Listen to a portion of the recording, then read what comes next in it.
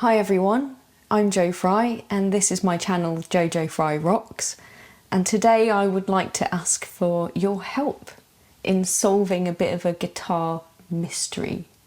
So this is something that was posted on Twitter a couple of weeks ago now, and it's something that I found really interesting that I was trying to solve myself. And I really thought I'd nailed it, and I think I got quite close, but I haven't actually cracked it. So I did say to the person who originally posted it on Twitter that I would continue trying to help them to find out. So they posted a few photos of a guitar that they have. It's an Ibanez of some kind, but they don't know what model it is. And they were hoping that Guitar Twitter might be able to help. And so far, nobody's been able to unpick what this guitar actually is. So I'm going to put some photos of it in the edit. I'll also put a link in the description to the original tweet on Twitter or X, whatever we're calling. I don't know. I still call it Twitter. And I'll put the photos on my YouTube page so you can have a more detailed look.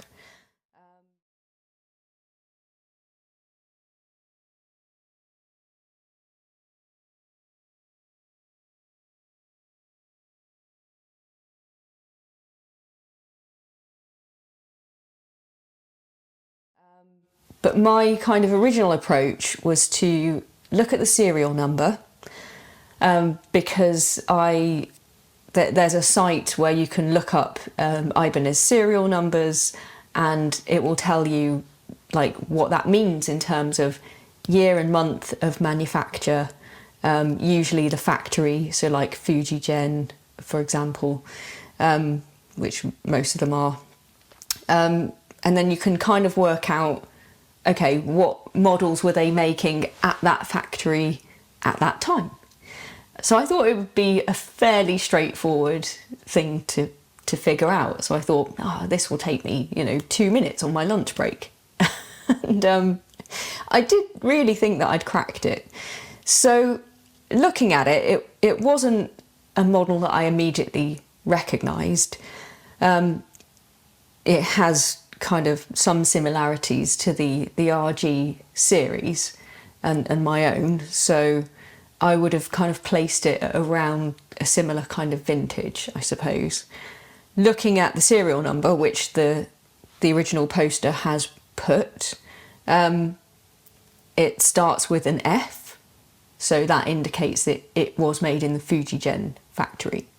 And then it's 414313. So the fact that it's a 7-digit serial number, if you kind of go and look on this particular site, and I'll put the link to it in the description as well, that will show you that it means it was manufactured between 1986 and 1996. So you can narrow it down to that period of 10 years. The first number is the year of manufacture. So it will be the last number of the year in that time period. So the first number is a 4, so that means it was made by Fujigen in 1994. The next 5 digits are the consecutive production number, and it gives on this site the kind of ranges of numbers and the months when it was produced. Not that the month is particularly helpful really, but by looking that up, it tells you that it was made in April 1994. So then what I planned to do was to go and look at the relevant Ibanez catalogue for that year. Now, I don't know if anyone else is as sad and geeky as I am, but all the Ibanez catalogues are all available online. You can go and look at them, you can download the PDFs and stuff, and if you're an Ibanez fan, it's absolutely brilliant. Some of your favourite players are in there, and the 1980s ones, the photos are absolutely superb. You know, Steve Vai, Joe Satriani, those guys. I found some excellent photos of Richie Kotzen from when he was an Ibanez artist, which is kind of how he started out when he was on Shrapnel Records. You know, when he was kind of more hair than man. Absolutely brilliant for general entertainment purposes. So I do recommend going and having a look at some of those. So yeah, I looked up the 1994 catalogue, and the answer I came up with was it's an RG370. However, on closer inspection, there are several differences that make me think it can't really be one. Primarily because of the pickup configuration. So it has just the kind of bridge and neck humbuckers. They don't actually look like their original pickups. So I think if nothing else, the pickups have been modified from what they possibly would have been originally. However, the configuration is original. You know, you can tell it was always just a bridge and a neck humbucker. Whereas I think the 370 is a more kind of standard RG setup.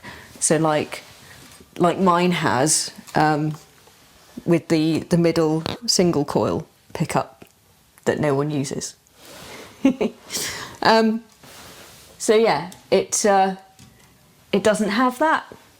So that makes me think it must be something else. The hardware all looks to be original. It's all gold. It's very blingy. I mean, they could have changed it, I suppose, but it also looks quite sort of, it all looks aged in the same way, which would be consistent with the year of manufacture being 1994. It's in fairly decent condition. It's actually in pretty nice condition. But you can tell that these parts are quite old. And it's missing the whammy bar. It obviously is supposed to have one, but that is missing. But also the finish doesn't look like any of the finishes that I saw in the 1994 catalogue in that particular series. So yeah, the only thing we have to go on is that serial number. There's the possibility, of course, there's always the possibility that it has been modified. I would say only in terms of maybe they were two different guitars. Maybe the neck and the body are from different models, but both Ibanez guitars, and it sort of makes you wonder why anyone would necessarily do that. But they might have. So we might be looking at a Franken Ibanez. But I don't think so. It all, you know, it all looks like it goes together. Like I say, the gold kind of hardware, the tuners, and the bridge and the surrounds of the pickups, they all look like they're from the same guitar. Yeah, it's a mystery, and I haven't been able to solve it on my own. I did say that I would keep trying, so if anyone is an Ibanez expert out there, and you say, oh yeah, obviously that's a such and such, then please let me know, because this is driving me kind of crazy now. Thanks everyone.